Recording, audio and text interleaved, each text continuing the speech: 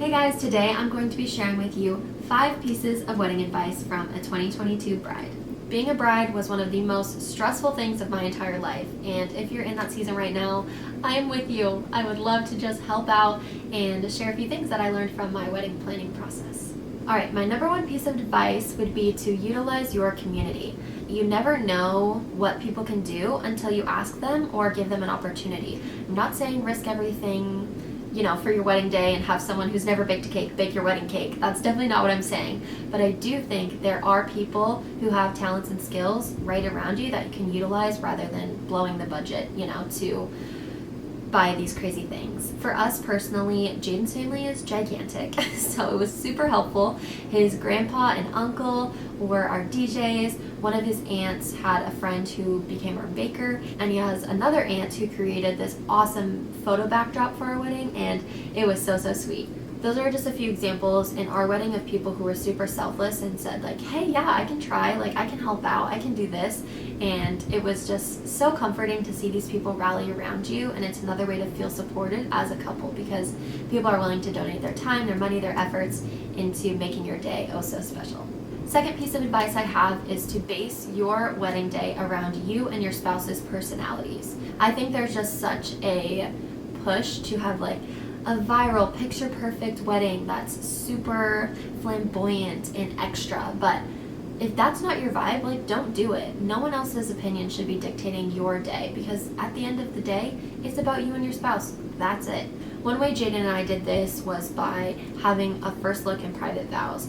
We are more private people, especially when it comes to affection and being really honest with each other about how we feel, and so it was really important to have that intimate time with just him and I, and we'll definitely forever cherish taking the time to do that. My third piece of advice is to be overly organized and very communicative with anyone who's helping with your wedding. I think as a bride there can be some fear of being a bridezilla or overbearing or abrasive, but there is a tactful and kind way to still communicate and keep things organized for your wedding day. For me, one way I did that was by using Canva. So I made a timeline for the bridesmaids, a timeline for the groomsmen, a overall wedding timeline.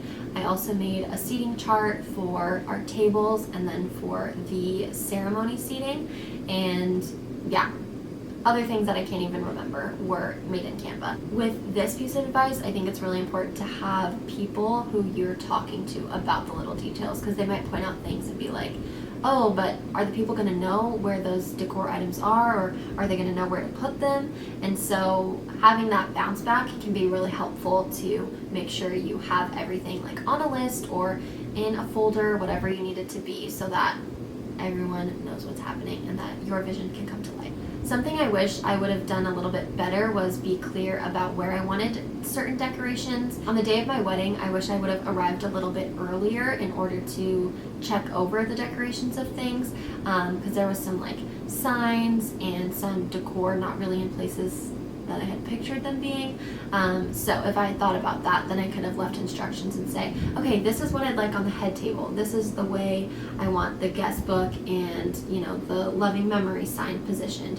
Things like that. But my fourth piece of advice would be to save money wherever you feel comfortable doing so. I think a great exercise for soon-to-be married couples is to write down 3 things that are the least important to you about your wedding. So maybe, for the husband, it's having an open bar. Maybe for the wife, it's going to be the florals. Whatever it may be, you can write down those 3 things and then chat about, okay, where can we not spend the most money? Where can we maybe go for the cheaper option? I think chatting about those things and seeing your partner's thoughts is really helpful to understand what's important to them about the wedding and what they're not too concerned about. I knew my dress budget was not huge. Being a thrifter at heart and not loving spending a lot of money on clothes, I just knew I wouldn't feel comfortable spending a lump sum of money on this dress. So I went the option of Facebook Marketplace. I was able to find my dress on Facebook Marketplace for either $350 or $400, and then I have a crazy story for you guys about, yes, my second dress. I literally am so blessed. I had a follower on Instagram reach out to me, and she was like, hey, I have this dress, it's never been worn, do you want to have it? And I was like, no way. So I'll insert the video of me trying the dress on for the first time. Literally fit like a glove. Well, except it being too long, but I'm 5'2". Every dress is too long. Yeah, I didn't have to have like the waist altered or anything, and I did pay her like a little bit of money, but essentially she gave the dress to me for free.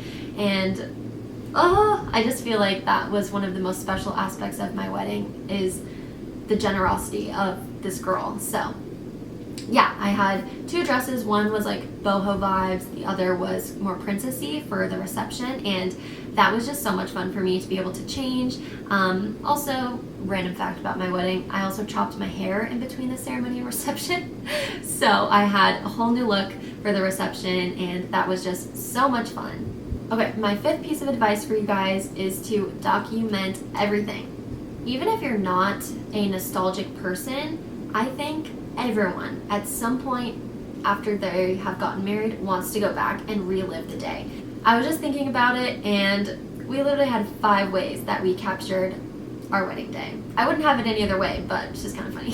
First, we had photography by his @ is Suntography. His name's Aiden. I'll link his information in the description. Second, we had videography by 3 Point Pictures, which is some of my friends from college. Third, we had disposable cameras that were given to a bridesmaid and a groomsman to take dispo pics throughout the day. Fourth, we had just like camera, normal phone pictures being taken throughout the day. And then 5th, we had a shared Google Photos album for guests to upload their pictures so we could see the day through everyone's perspective. Now, some people may say that's a little excessive. I say absolutely not. That day is the most expensive day of your life, the best day of your life, the day you have every single person around you that you love together in one place. There's a million more things why your wedding is amazing. But I just believe that you want it documented. And so, yeah, we had a ton of ways that we did that, and I wouldn't change it for the world. Alrighty, thank you guys so much for watching my wedding advice video. To any of my brides out there, you can do this. At the end of the day, the only important thing is that you and your spouse say I do. I'll see you guys in the next video.